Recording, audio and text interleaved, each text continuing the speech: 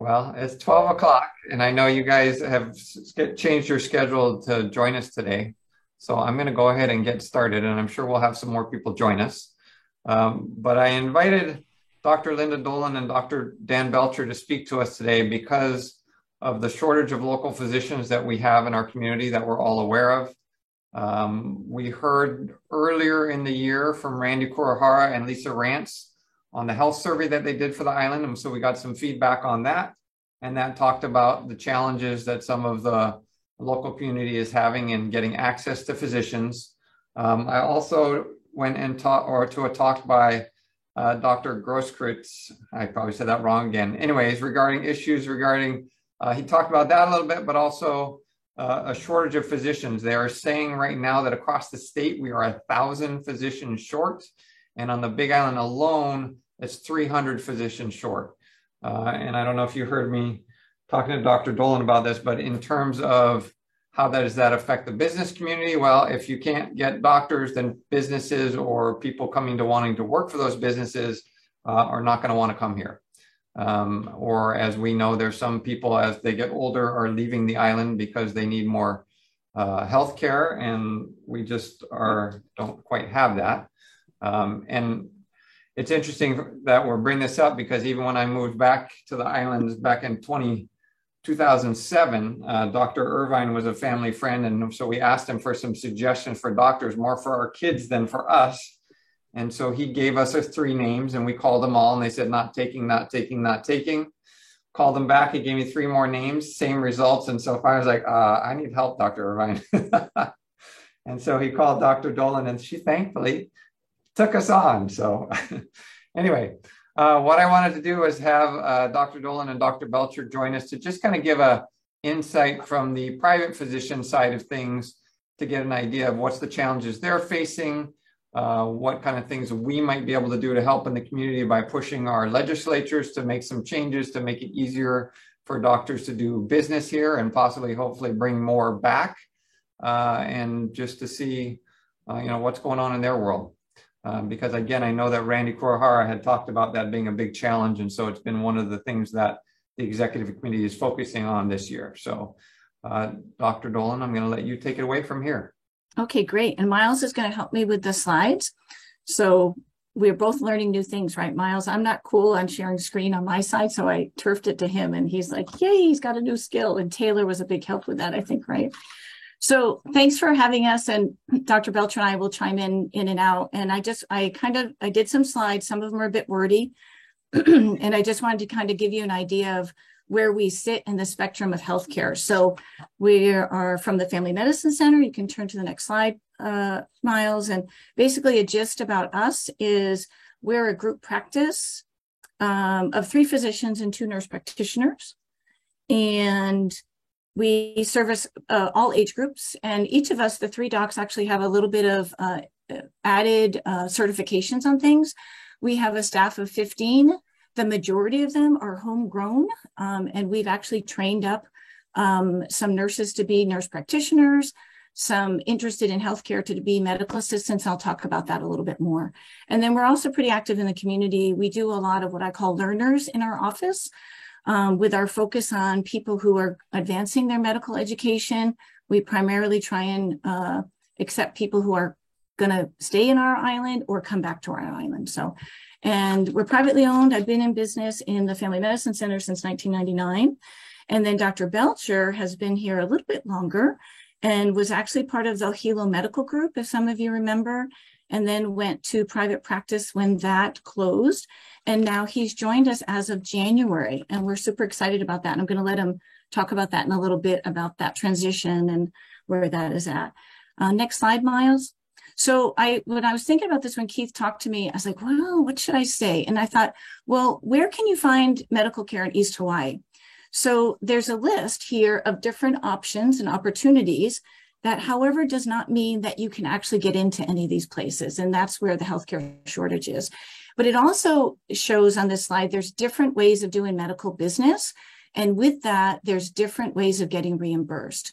So in the private sector, which is where I'll talk most about, is there's group practice, there's solo docs, and within those organizations, there's physicians who may own the practice, And then they also employ physicians within that practice as well. There's the federally qualified health centers called FQHC for short. And you may know that Bay Clinic in West Hawaii just joined hands, and now they're called Hawaiian Island Community Health Center as of July 1st. And they're working on basically covering the whole island. And their focus with that is the really underserved, primarily the Medicaid population, which is called Quest in our state. And then the rural health clinics are new on the block. I don't know a lot about them. HMC is running them. It's a federally based program, so they get federal dollars for managing Medicaid patients and Medicare. The reimbursement schedule I'll tell you a little bit more about in a second. Hui Malama has a focus for Native Hawaiians. Urgent care, where lots of people get their care, and there's pluses and minuses to that. Also something called direct primary care. There's a few primary care physicians doing this, where basically you pay a fee to be on this physician's roster, a monthly, kind of like a gym membership or a club membership. They do not bill your insurance. You're responsible for doing that separately. And there's also, which I didn't put on here, home care. There are some nurse practitioners who are doing home-based care, especially for those patients who can no longer get out of the house. And that's primarily our Medicare population and the retirees of our community. Okay, next slide, Miles. So the biggest discussion on the next slide, and I know it's kind of wordy and I apologize for it, but it's kind of the business model, and the business model then means how we get paid. So we have contracts with insurance companies, payers, which you all included, pay fees to for our staff. And there's different, I listed a few there in that.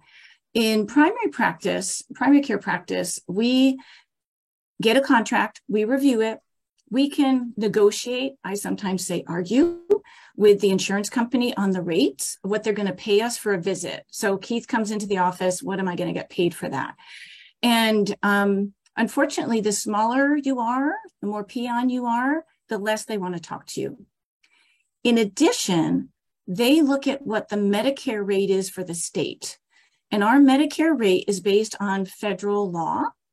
And it's a whole complicated thing, which half the time I can't even understand. And Scott Grosskreutz probably talked about that a little bit, Keith, at your meeting. Hawaii has the lowest Medicare reimbursement rate in the nation.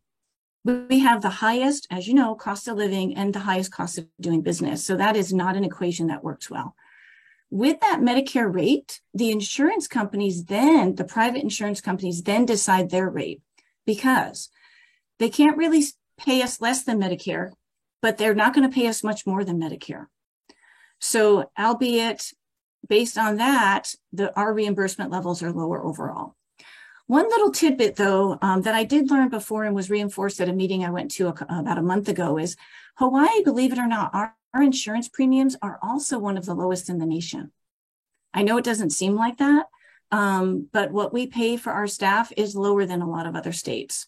So it's the third lowest in the country. Third lowest in the country. Thanks, Dan. The types of payments that we get also are different. So I did mention the FQHC, the rural healthcare versus the private sector.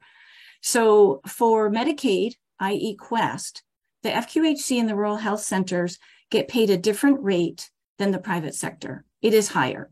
There's different percentages. For this talk, it's not really part of that, but the same patient who has maybe the same insurance would get paid different. We would get paid differently than the FQHC or the RHC. And then also, in addition to that, within these contracts, there's different ways we get paid, i.e. something called fee for service. You do a visit, you get paid a dollar amount. So that's the majority of the insurances in our community. However, HMSA, and you may know about this, over the past several years, and Dr. Belcher and I have actually been in these pilot projects with HMSA for over 10 years now. We're kind of gluttons for punishment. We like to do pilots. We're trying to be innovative because we know that doing the same thing over and over, getting a different result usually doesn't happen. So HMSA started this thing called payment transformation, where basically we get paid. It's called a per member per month. Short, we call it PMPM. It is a payment I get for every HMSA patient in our clinic, and that's what we get paid. If an HMSA patient comes in, I bill for that service. I don't get paid for that visit.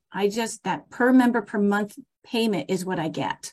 Now, If you have a patient who comes in once a year, the economics of it, that actually works out pretty well. If you have a patient who comes in twice a month times 12 months, that's 24 visits. You get paid the same per member per month for that patient as you would for the patient who comes in once a year. So there is some logistics, and you could game the system a little bit. And that has happened with some practices, not ours, I'd like to say. But it's kind of learning how to manage that. It does give us a little bit of leeway on how we see patients, and I'll explain that in an upcoming slide. The other thing to remember is private sector versus rural health clinic versus FQHC. There's some difference in mission and contract obligations. So the FQHC really does have a responsibility for making sure that that patient has a ride, has food, has seen the social worker. If it's a single mom with kids, they're supposed to be doing some other things with that. We in private sector don't necessarily have that responsibility. So that's one reason why the FQHC does get paid a little bit more, because the cost of doing those services is a little bit higher. A tidbit, like Dan had mentioned, we're the third lowest premium in the state. We have 50% of our patients in our state are a federal program, Medicare and Medicaid. 50%, it's pretty big. Hawaii Island has the majority of that. As a tidbit from the private sector side, we don't get paid for after hours calls. I always tease my lawyer friends that, every time I call you or email you, you bill us, but we can't do that to patients. There's a lot of paperwork that actually takes us away from direct patient care. And anything outside of direct visits and telehealth, in most instances, we don't get paid for, except in this payment transformation model, which I'll explain a little bit more. Next slide, Miles. So what do? So everyone says, wow, you just see patients, Dr. Dillon, we see you and we leave. Well, I would love it if that's all that I had to do, because I love being in the exam room. But before going in the exam room and after leaving the exam room, there's a lot of things to do. But in the fee-for-service world, which is the word I mentioned before, we get paid per transaction, meaning I see the patient and I get paid. I can do telehealth, I can see them in person. Phone calls don't count. In the other way we get paid, the payment transformation model, the PMPM, I can see the patient as few times or as many times, or I can see them in a different way. Telehealth, we also have a secure portal, which is not seeing them, but it's an asynchronous way to communicate. So the person's busy during the day, they send me a message at night. I don't read the message at night because it's a non-urgent thing, but in the morning I'll see it and then I'll send back advice and stuff like that. Under the HMSA plan, that may be all that patient needs. So then I don't have to bring them into the office, but I did get that per member per month payment to help manage that patient. But behind the scenes, there's a whole list of stuff there. I'm not going to go through it all, but there's a lot of stuff. And I know as business people, you also have very similar things. The biggest thing we're complaining about now is I think the insurance company thinks we doctors order lots of unnecessary things. So we have to get authorization to do most things, which is really probably diminishing our joy in medicine. Getting authorization to get an MRI on a person who has a severe headache and a droopy face is really frustrating. And that can take, hours. Sometimes they're fast and sometimes it can take days. And it's almost like a questioning our judgment as a healthcare provider. So we utilize lots of technology. We now have electronic health records. The day of paper charts is gone by the wayside for lots of reasons. There's texting. We don't necessarily do texting in our office because we don't have a secure way, and we have to be what's called HIPAA compliant, making sure that the patient's healthcare information remains private. We use portal, email, secure. And then in addition, unfortunately, the various insurance companies have their programs that they want us to use to send them data. Of course, it does not hook into our electronic record. So I have to have a staff member either data entry, upload, Excel spreadsheet stuff to the insurance companies in order for us to get paid. So it would be lovely if all these electronic things read each other, but they don't. And no one wants to pay for that interface, right? As a doc, we say, hey, insurance company, you want the information, pay for the interface, because there's thousands of dollars sometimes for that. So, and then I would like to say that most of the insurance companies, to be honest with you, have more archaic systems than we physicians now. So that's also a challenge. So next slide, Miles. So before I let Dr. Belcher talk, the biggest thing for us in healthcare, I would say in primary practice, is the administrative burden, just what I talked about, has actually increased a lot, which then actually diminishes our time to be able to be with patients. If we want to get home at a reasonable hour. If we see lots of patients and then we do all the admin time after work, we'll never get home. And they've done various studies about how much it takes to do all the work of managing a patient panel. And it actually, one study says 23 hours a day, another study says 28. Either way, the point is it's a lot of extra time outside of seeing the patient. So then we employ more staff to do it, which then honestly, affects the bottom line. How do you figure out how to do it? And you go this hamster wheel. So I'm going to hand it over for Dr. Belcher just to kind of give his perspective on where he was in his practice, what's happened, how he's moved, what are those things? Because he has lots of wisdom and he's seen a lot of things over the years in Hilo. Okay, those of you that don't know me, my father, who was a psychiatrist, moved my family here when I was 12. I graduated from St. Joseph and went on to graduate from Manoa and then went to the mainland for medical school. And I came back in 81, joining the what was then the Hilo medical group. And that was a multi-specialty clinic that's where Kaiser is now. I knew 40 years ago that I was not going to get paid as much as my colleagues that were graduating and staying in Tennessee where I went to school. But I wanted to come home. My wife is from here and nothing much has changed.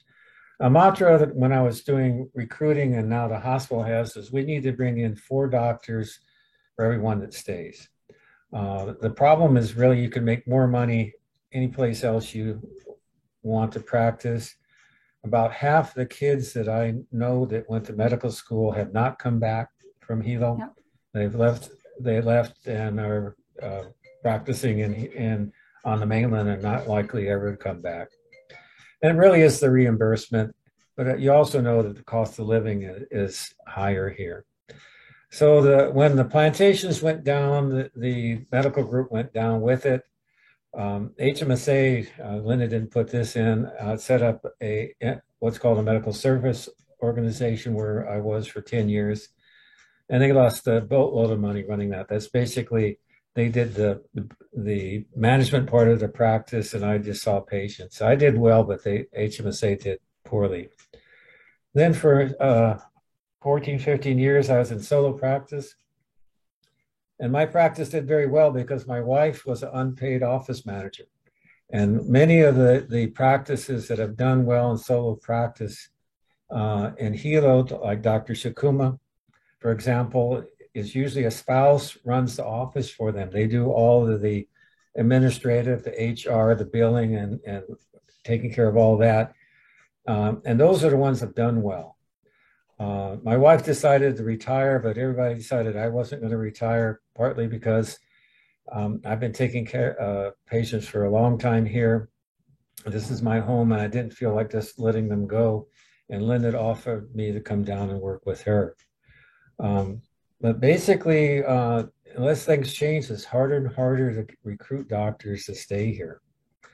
The ones that stay basically realize they're not going to make as much money, but they stay because of the lifestyle here. This is their home.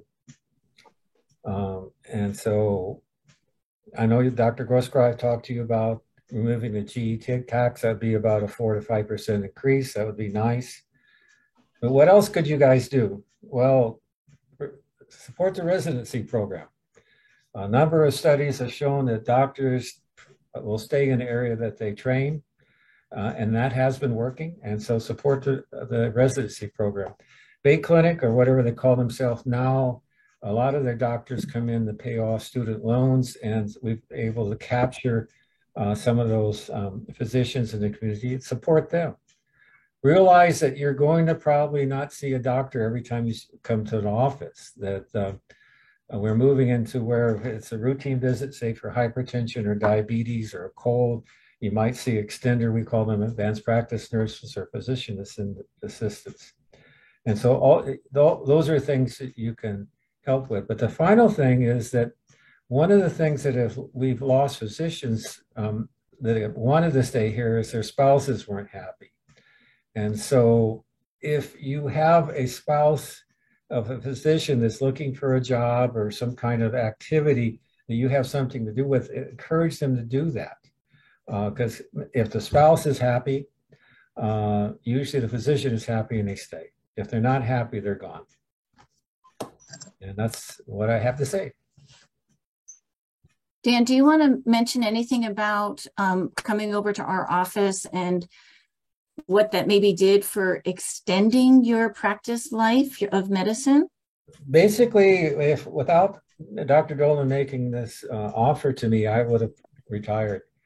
I've always laughed about it, but my wife did all the unfun stuff in the office. She did the HR, dealing with insurance companies, dealing with who we're renting from. And I wasn't going to do that. Without somebody to help me with that, I was going to be gone.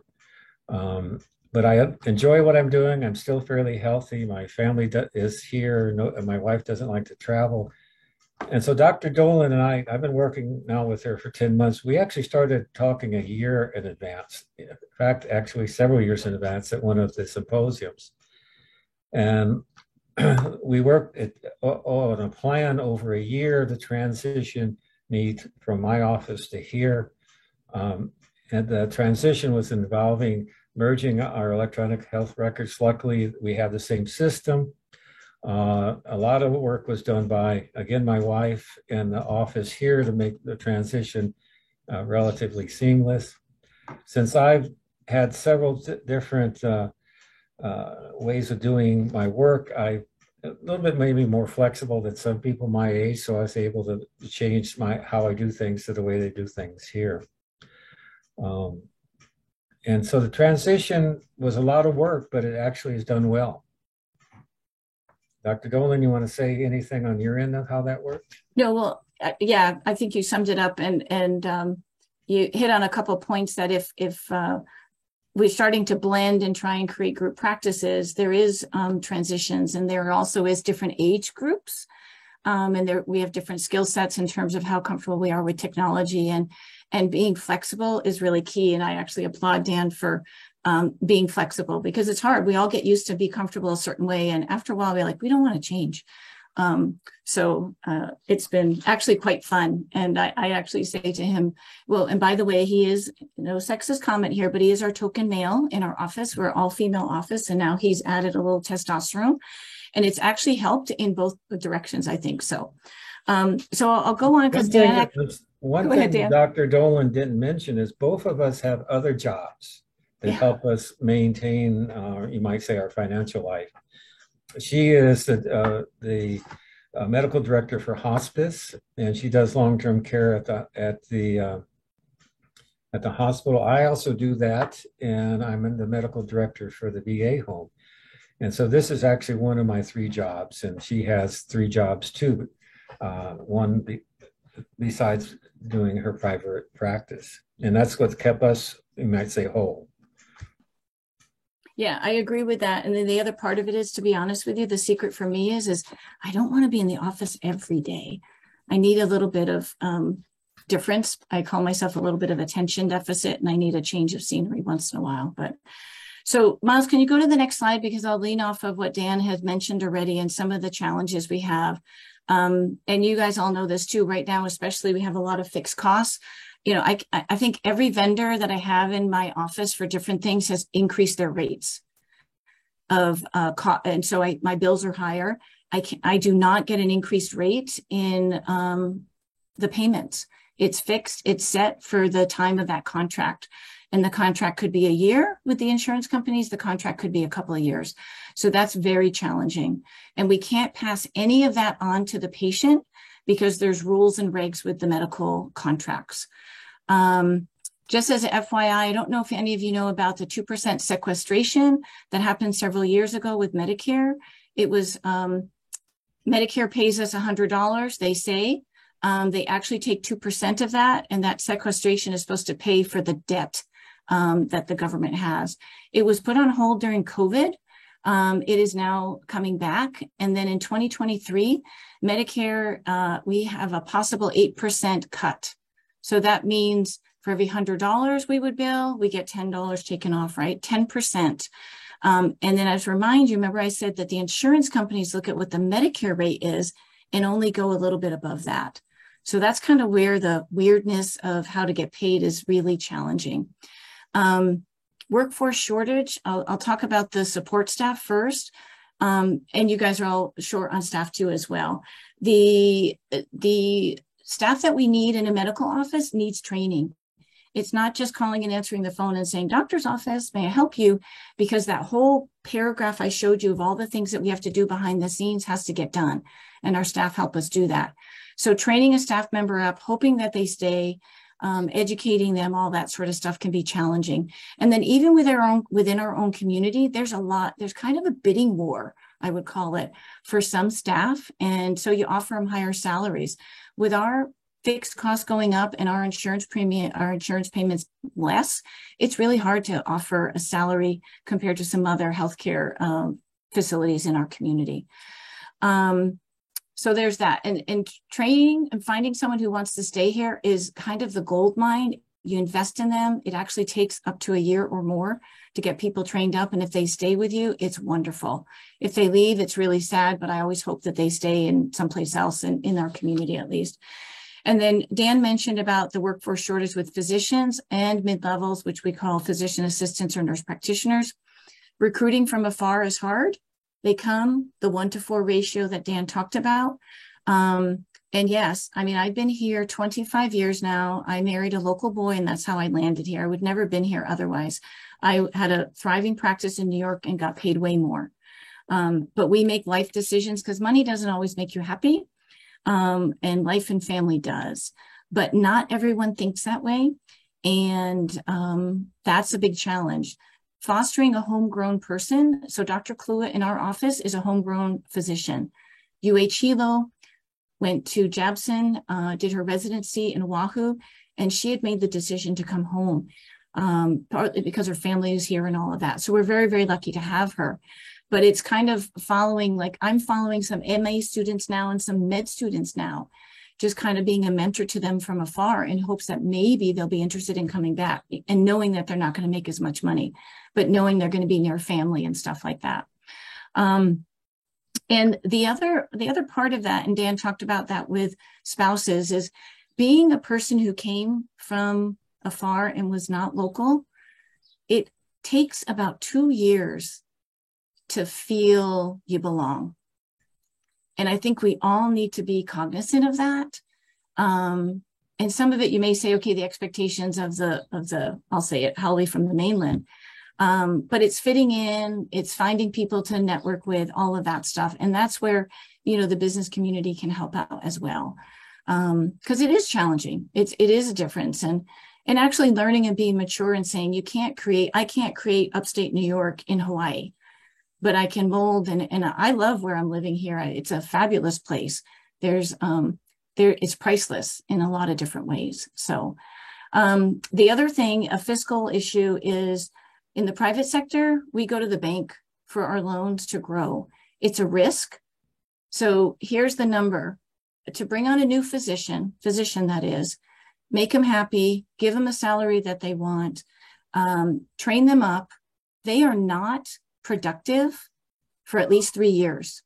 So the business takes a hit, and productive means growing their practice census, seeing patients, having those transactions. And so 3 years, it takes anywhere upwards of $1 million during that time to bring them on, pay their salary, malpractice, et cetera, et cetera. So that's a huge investment. And when they leave and you have that bank loan, that's a big ouch.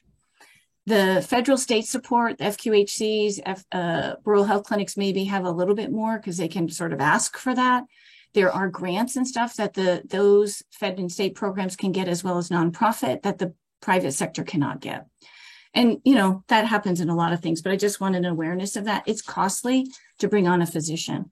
So like when Dan talked about 1 in 4, if that value is right, you could be upwards of spending up to $3 to $4 million, and then you'll get one. And that's primary care. That's not specialists. Specialists get paid way more. So next slide. So how can you guys help? We kind of talked about it already. There is no simple answer, and it's a multi-pronged approach with the business community, the schools, that sort of stuff. I would actually say one thing that I think we're missing is public awareness, understanding what type of medical services that we all do and what you want and how we can work together with that. And what I mean by that is you have employees, they want to go to the doctor, they want to go to whomever, and being cognizant that, we're trying our best, but there's only so many hours in the day. And then how can we work together? And Dr. Belcher honed in on this, and that's what I want to talk about as well, is something that I have down at the bottom is team-based care. So we doctors can't do it all. We need assistance. And our assistance is working side by side with the mid-levels that we call the nurse practitioners and the physician assistants. So the people who are healthier and stabler, for lack of a better term, may see the doctor once a year or every other year, but we'll see the mid-level in between. In our practice, we practice side by side. So I can pop in, do that sort of thing. We review every note. So there's a collaboration. And so we always tell patients, just know that Dr. Dolan, Dr. Belcher, Dr. Klua are going to see your note. They're going to look at it. And if there's anything that they want to do different or anything, we'll let you know. And patients aren't used to that, but they're going to have to in order for us to provide care in this community. The GE tax, I won't belabor that. Keith, you know about that. It'll help a little bit. It's not a perfect answer, but non-for-profits, federal and state are exempt. Private sector is not. Need I say more? The Medicare rates we talked about. Education is another thing I want to hone in on, and Dan talked about it with supporting the residency program. But our education system, in terms of even in the high school, but more importantly in our HCC and our university, is we're producing healthcare providers, but there's a lot of knowledge they know, but the ability to apply it is not as, I don't want to say not as good, but it's not as polished. And so we hire these individuals, the nurses, the medical assistants, and there's more training to be had. And that training is anywhere from 6 months to a year. So knowing the book work, but applying it are two different things. And that transition sometimes takes some time.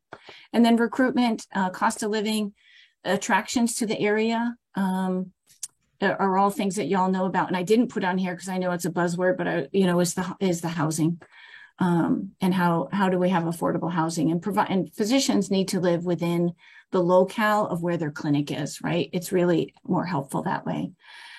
One thing also to consider and support is, I may be creating a stir of a moment here, but solo practice is becoming more scarce for various reasons, because it's really hard to keep up to date on all of the legal, federal, and security requirements, as well as not, as Dr. Belcher had said, the spouses don't want to necessarily do it anymore or as much.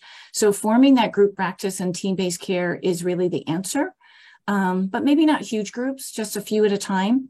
But that actually is work in itself, which Dr. Belcher talked about a little bit. So I'll leave it at that.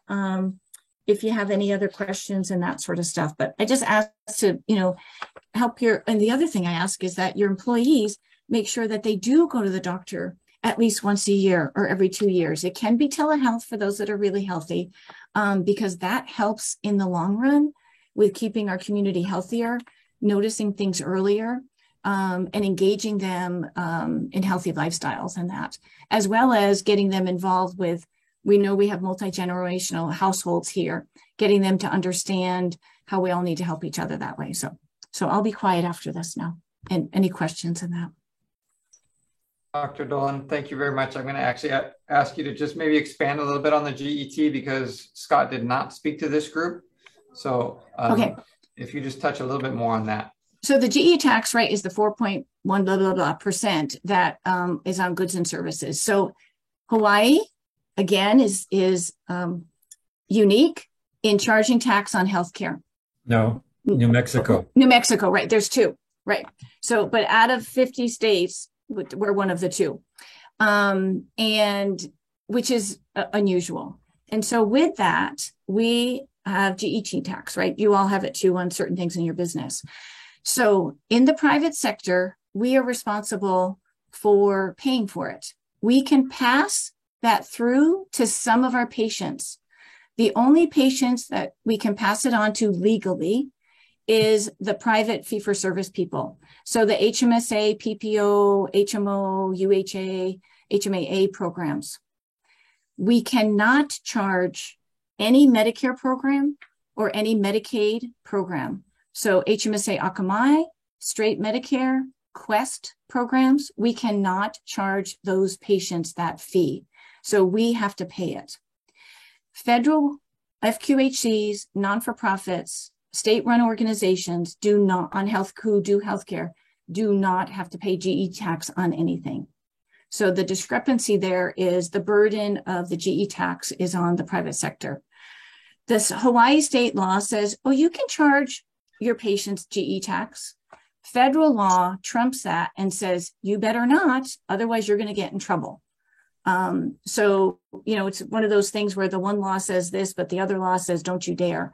And you have to follow the don't you dare one. Depending how big the practice is, it can be a small percentage or actually quite a big percentage.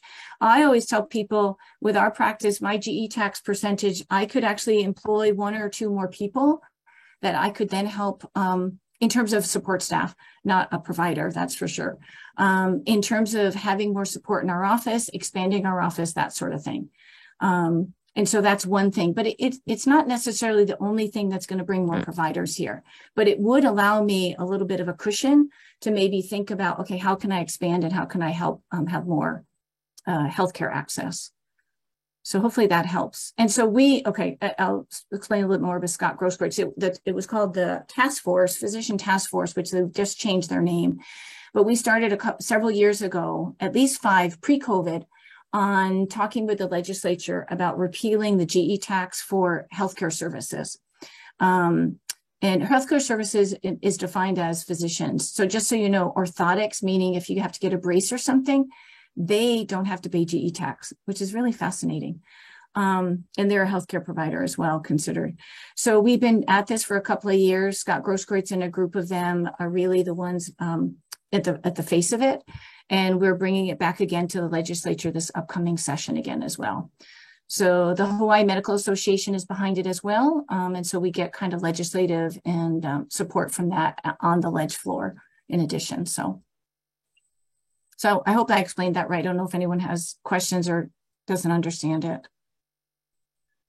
Yes, you had a question on that? Yeah, I have a question. Just real quick, I mean, how have our local legislators been with regard to supporting that effort on the GET? They've been supportive, but they turn around and say, okay, give us more data. Is the community behind this? That sort of stuff, right? You know, they do that with basically everything. Okay, we need to hear from our constituents to make sure that this is something that they support. So, and that's kind of you guys, because, you know, they're not going to totally listen to just one voice in one group. I call it, they're not going to listen to the doctor. But so it's relatively okay, but I can't say that they're like charging ahead with it. And I know Scott has talked with I call them the tax people at the state level, those Department of Tax people, and they're not very friendly about it. And so that's a concern, but it's not a huge amount of money when you look at a lot of other things, but it may make a little bit of a needle move difference. I mean, I think it will a little bit, but it's not going to be huge. I got to be honest with you with that, but it's just something else. And it's almost like an engagement in an olive branch peace offering to say, okay, we're going to support you. Now you guys, you know, try and continue to move forward. So. Matthias, you had a question? Yeah, Randy asked the first half of it. The second half had to do with our federal legislative support. Are they aware? And it seems like there must be carve outs for these kinds of things on state by state basis. And because, I mean, this has been such a long-term ongoing, the same rhetoric going, oh, Medicaid reimbursements, lowest, no. Where's the traction on that, and any updates on that? So yeah, so Scott's task force has met with them and talked with them, and they are supportive. Again, we had to send them a bunch of data, which Scott did. In terms of changing the Medicare rate, it has to be budget neutral. So give Hawaii more means take away from someone else. And then you have to get all the Congress all to agree that Hawaii deserves more money, but it's going to come out of someone else's pocket. So that's really the challenge with that in addition, because who wants to give up their money for their state, right? So yes, so Case and, oh, sorry, I'm blanking on him. Thoughts? Yes, are all on board. They're supportive of it. They've sent written testimony in on the federal level. But it's a big move. It's a big undertaking. So it's not simply an administrative effort. It's a entire legislative effort. Yes. Yeah. It's politics. Major. Yeah. That's why Alaska gets 50% more pay than we do. Yeah. Yeah, our legislature back then, there was Alaska, and Dan, you may know, Alaska, Hawaii, they were in on some sort of co-joined legislation, and our legislators federally decided on a different project versus raising the Medicare rates. Alaska decided they wanted more money on the Medicare rates. So that's how that happened.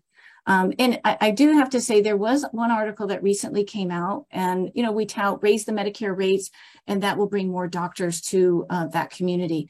Alaska, I can say, has not necessarily seen that from this one article. It hasn't been studied a lot.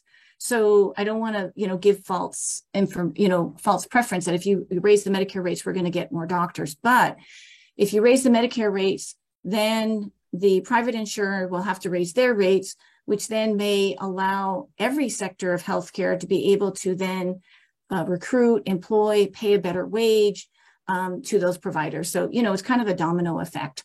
But they're not going to come knocking down the doors in terms of physicians. Hey, I'm going to move to Hawaii because Medicare is getting paid more there. No, but there is a domino effect to it that can happen over time.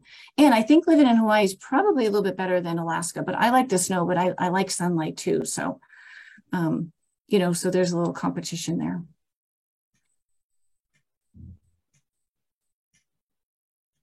So, why, I guess the question would be, why does HMSA and those types of places, why do they have to have it tied so close to Medicare? It doesn't have to be that way. It's just. Why would you want to pay more for a product if the person next door paid a little less? I don't know. It's a behavior. I don't know, Dan, do you know there's no legislative thing in regards to that? But it's a business behavior. It is a business behavior. There's no law. Yeah. But they have to make their rates relatively competitive to their major, say, we're talking about HMSA, Kaiser. Mm-hmm. The state does require certain things to be in the insurance product that they market. And so they have to match that. And if they're not economically viable, if the fees are too high compared to the competitors. So they use that as a yardstick. There's no law. Well, I have more questions unless anybody else has. All right, Dr. Dolan, you had mentioned that the administrative burden has increased a lot. Can you expand on that a little bit in terms of what that is? So I'll focus, I don't mean to pick on HMSA, but I'll focus on them because it's part of our reimbursement model, the payment transformation and the per member per month model. For me to get that per member per month fee, HMSA requires me to do certain things because in a way they need to measure that I'm doing some work to manage the patient. So, because if I'm not seeing them directly, I'm doing email or whatever, that's not trackable on their system. So they make us measure people's blood pressures, their weights, their sugar levels called A1C. And we have to put that data into a computer system. Right now, thank goodness it's improved and that computer system reads our EMR. But so that I have to make sure that's all done. We have to review it with the patient somehow, some way. That's an administrative burden to prove the work I did in order to get paid. The other administrative burdens are they'll come later and say, okay, I want 200 charts to do chart review to sort of make sure we're doing things right. Or HMSA is getting pressure from the feds on their Medicare Akamai program to prove what HMSA is doing. So the feds say, hey, HMSA, prove what you're doing in order for the feds to pay HMSA. And then HMSA tells us, okay, we need that information. And either I have to spend staff time doing that, or we've gotten a little bit smarter and pushed back and said, no, you can bring someone into our office to do the chart review because I need staff to do other things. The other administrative burdens are this medication isn't covered. You need to do something called the prior authorization. There's a 4-page, excuse me, document that I have to fill out. What drugs have you tried before? What's the age of the patient? What's their weight? In my office, I've actually hired a pharmacist to do that because we as doctors, we're terrible at that sort of paperwork, and they're smarter at it and they can get it done. So to save me time for me to see another patient, I then employed the pharmacist a couple of days a month in order to do that stuff. The other administrative burden I talked to you about was radiologic procedures on some of them, not all of them. So yeah, it's a lot of proving what you do, or this isn't covered, so now you got to prove this in order to get the drug that you want covered. So I hope that helps, Keith. Oh, that helps. Okay. The situation is amazingly complex in how we get paid. Part of it is risk adjustment based on how sick the patient is. And it comes from top down, from the feds, say for the Akamai program, down to us. So when I started practicing eons ago, basically HMS paid either it was a new patient visit or a follow-up. And so it didn't make any difference what kind of diagnostic code. So we had one paper bill that we just checked things off. And I dictated a very brief note. And so that took no time. Now we get paid, part of that per member per month that Linda is talking about, but is how sick our patients are. If we have somebody like you, Keith, that I believe is pretty healthy, your risk adjustment is very low. So while she would get a per member per month for you, it'd be a whole lot less than somebody that has diabetes. But even in diabetes, we have to then code whether or not they have uncomplicated diabetes or all the other risk that they might have, eye disease, kidney disease, and things like that. So that all takes time to document in our EHR. There's a lot of studies show that basically we spend about 2 extra hours not seeing patients doing all this administrative stuff every day. Yeah. Get it right. And even then we don't always get it right. And so it just takes time. The people talked about computers speeding things up and a lot of things, but actually it slows it way down. I see about at least 1/3 less patients when I was working full time than when I started doing EHR before, when I did paper charts. And I don't get paid for those 2 hours. And to expand a little bit about what Dan was talking about, risk adjustment, which it can be a confusing thing. It does start at the federal level, and there's all these, and it's math actually, it's all these codes, it's all numbers. And so the patient isn't an individual patient, it's basically a bunch of numbers that are attached to that patient. And the more different types of numbers you put there, or you have, the federal government allows a higher reimbursement for that. So for Medicare, HMSA, if they have sicker patients and we code correctly, meaning lots of different numbers, the government sees that patient as sicker, they then will pay HMSA more money. So on the flip side of that, HMSA asks us to make sure we're coding correctly every single year in order for them to get paid that money. They say they share it, I'm not sure. So I'll give you an example. So someone has amputation of their leg. And the leg has been amputated for years. We have to code for that every single year because the government needs to know that that amputation still exists. No, their leg doesn't grow back, but what happens every year, the federal government cleans the slate of all the numbers and you start at zero again. It's bizarre. So if you don't code for that amputation, that patient isn't as sick. And yeah, so it's very fascinating. And even as I've grown up in medicine, it's really interesting how that is. But you also want to get credit, lack of a better term, of taking care of sicker patients, because if not, you're doing a lot of work for a minimal amount of money, while someone else could see a lot of healthy Keith Merricks and maybe not have 2 hours or more of paperwork, right? So, we take an oath to take care of people, whether they're sick or not. And, we actually like it. It sounds kind of weird, having sick patients, because then when you get them better, oh my God, it's so fulfilling that their diabetes and their blood pressure and things like that are so much better. Because that's what we're in about healthcare. We're in about healing and getting people better if we can. So that's kind of the business and the numbers of it. So the feds, we're all a number, just so you know, and you have sometimes multiple numbers attached to you. Fantastic. Matthias, I see you have another question. Yeah, have you, that's really interesting. And it's, have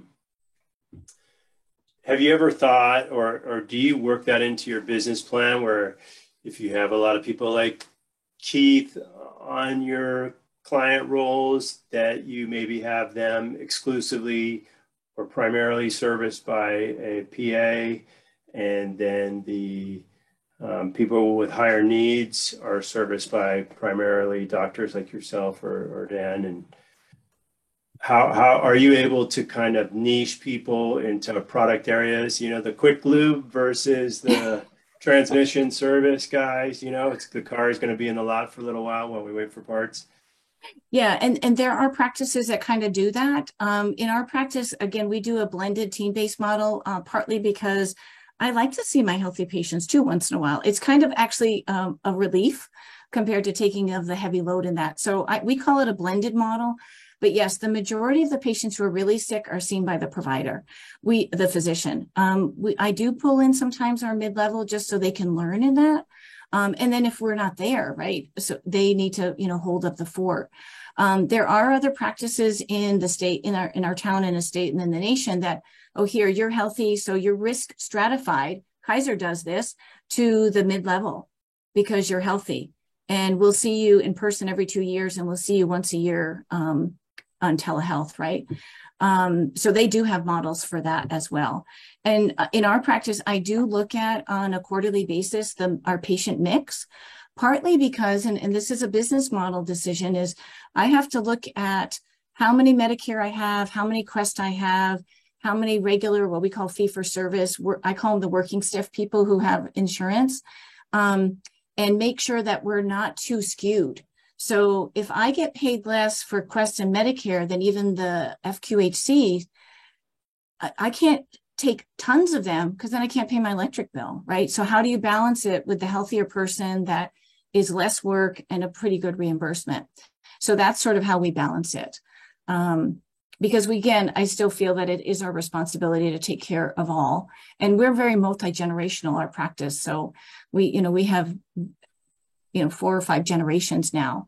And you can't say the great grandma, oh, sorry, you're too sick now, we don't want to see you anymore. And so yeah, we do look at it, Matthias, but I don't necessarily, we like to blend it, and just because that's how we like to do it. Would it be smarter if we had it separated? Maybe, but the mid-level also has to touch base with us all the time. So that's why it's nice working side by side. You have to have enough office space for that too, by the way. not all offices are big enough. We're lucky to have more exam rooms. So now you know, Keith, how you got in. I think it was before that change, but yes. Thank you very much, Dr. Dolan and Dr. Belcher. I know we're about a few minutes before 1 o'clock, and I know you changed your schedule to come and share this with us. Definitely, we will work on trying to support the GET, which, as you say, is not huge, but it's something we can do. We can also work on pushing our legislators to try to do something with Medicare, although it sounds like they'd be fighting a bunch of other states. So I don't know how far that gets. If there's anything else you guys think we can do, I did like that list of how we can help. If there are spouses or new doctors coming in, is there a way you can notify us so we can, bring them on, bring them over for dinner or things like that? That kind of stuff is helpful because we don't necessarily know, but it helps. It helps, yeah. Thank you guys so much. This has been very informative.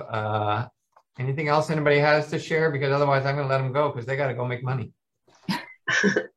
Thank you for your time. Yeah, Randy. It's really interesting. Yeah, thanks for having us. And yeah, call if you have any other questions. And it's, again, this is our community. So we're really trying to make people aware in order to, and as Dan said, it's not all about making more money. It's about being able to provide service and us be happy in this community as well. So, and we do have to do something because I'm very afraid if we don't continue to try and do something, we're all going to be like, and docs will leave. Yeah. So, Randy, okay. Sorry, I have a quick question. Thank you. Go ahead. Are we going? You can, Randy. Do you need Randy? Dan clicked off, but Yeah, just a real quick question. I mean, just so that I can get my head around it, but as far as the private practice doctors, right? So they're moving from solo to group practices, right? I mean, what percentage of our East Hawaii population, let's say, is being seen by a private practice? It's I can speak from, I'm also in this something called the Big Island Docs, which is our East Hawaii independent physician organization, which is the private physicians who consolidated to learn some best business practices. And I know that we, in terms of what we call covered lives, the number of docs who are in our organization who see patients as primary care, and this is just East Hawaii, we had about 33% of the market, Randy, I think. I got to double check with Susan. So I don't want to hold you to that number, but I want to say that that's kind of where it was at. And the majority of them are really, like the majority of my practice, I do have a lot of kids. The kids are all Quest for the most part. There are some private sector kids, but the majority of our kids are covered under the Quest program, which is a little bit different in terms of reimbursement than for the adults. But a lot of our patients are people who are working and breathing and, deliver our stuff and work at KTA and work at the bank and, work at the county and things like that. So, I'm biased, but I think we need to preserve the private sector to service that group. And I do have an opinion that I think there are different sectors of our patient population that can be served better if they were in different segments. So, for example, I have a patient, an elderly person who is on Medicaid and Medicare. They need tons of support. I don't have a social worker. I don't have a care coordinator. They probably would be better served going to Bay Clinic or Hawaii, what they're called now, because they are paid a higher reimbursement to have those resources in their clinic, right? And that's okay, as long as they get those services in that. So that's probably, a shifting of some of those patients around to where they're best served based on their insurance model. I don't want to create an elitist thing either. That's not anything to do with that either. But it's just that based on reimbursement models, based what they're responsible to do, patients could be served maybe a little bit better that way. As well as the private sector, there's people you guys employ and they don't have a doctor and you guys pay for insurance for them. So HMS, whoever the insurer is winning, because zero utilization of cost and premiums paid, monthly. So, so it's a fascinating, model and concept, and an issue. I don't know if that answers you, Randy, and we can check with Susan to see. Okay, Susan's thank our you. executive director at the IPA, so. Thank you very much, Dr. Okay. Rowland. We really appreciate it. Thank you. Okay, bye. Thank you. Bye. Thank you. Thank you. Bye.